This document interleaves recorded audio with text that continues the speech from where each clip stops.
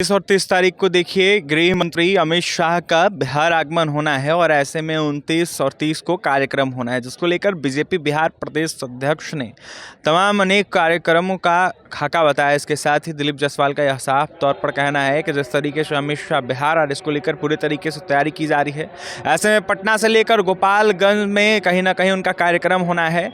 पटना रात्रि में आगमन के बाद देखिए बीजेपी प्रदेश कार्यालय में जो है कार्यक्रम होना है, जहां पर अपने नेता कार्यकर्ताओं को संबोधित करेंगे अमित शाह। और ऐसे में कहीं ना कहीं आने वाले 25 चुनाव को देखते हुए तमाम अनेक विषयों पर चर्चा करेंगे। इसमें सांसद, विधायक, बिहार विधान पार्षद मौजूद रहेंगे।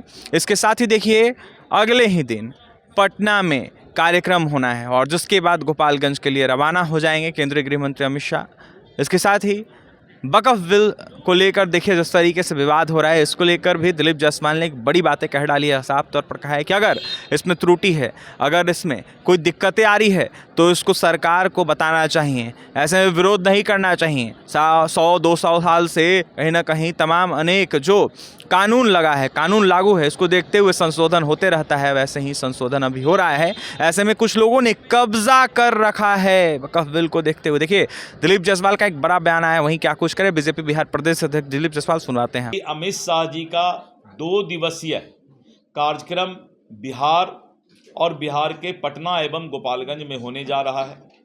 29 तारीख को रात्रि 8 बजे माननीय गृह मंत्री श्री अमित शाह जी पटना आएंगे।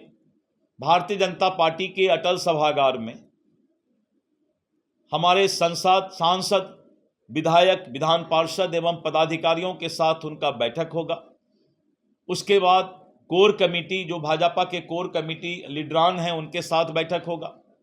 दूसरे दिन एक सरकारी कार्यक्रम सहकारिता विभाग का बापू सभागार में होगा और वहीं से वो गोपालगंज जाकर कार्यकर्ताओं को, जनसभा को संबोधित करेंगे। आगे यहाँ बैठक भी है। यहाँ आने के बाद एनडीए के शीर्षस्थ नेतृत्व के साथ बैठक है और उस बैठक के बाद फिर जो है वो दिल्ली जाएंगे। देखिए वक्फ बिल पर जिस तरह का समर्थन या हंगामा विपक्ष के द्वारा किया जा रहा है, मैं विपक्ष से एक सवाल करता हूं कि हिंदू धर्म और सनातन में भी पहले सती प्रथा होता था।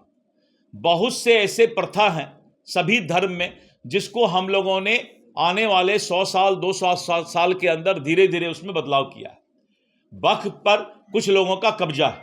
वक्फ अगर गरीब मुसलमानों के लिए हो तो वो हमें पसंद है और इस देश को पसंद है, लेकिन वक्फ कानून के अंदर अगर कोई खामी है तो उसको सरकार को देखना चाहिए और इसको धर्म से नहीं जोड़ना चाहिए।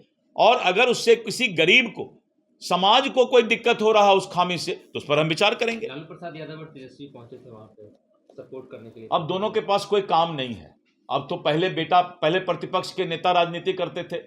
अब जब उपचुनाव हुआ और उपचुनाव में आपने देखा कि बेलागंज में जब बेटे का जादू समाप्त हो गया तो पिताजी को ले गए वहां पर, गया में, बेलागंज में, लेकिन पिताजी का भी जादू समाप्त हो गया। अब उनको लग गया है कि अकेले वो काम नहीं कर पाते हैं, तो अब पिताजी को भी साथ लेकर के जाना शुरू कर दिए हैं।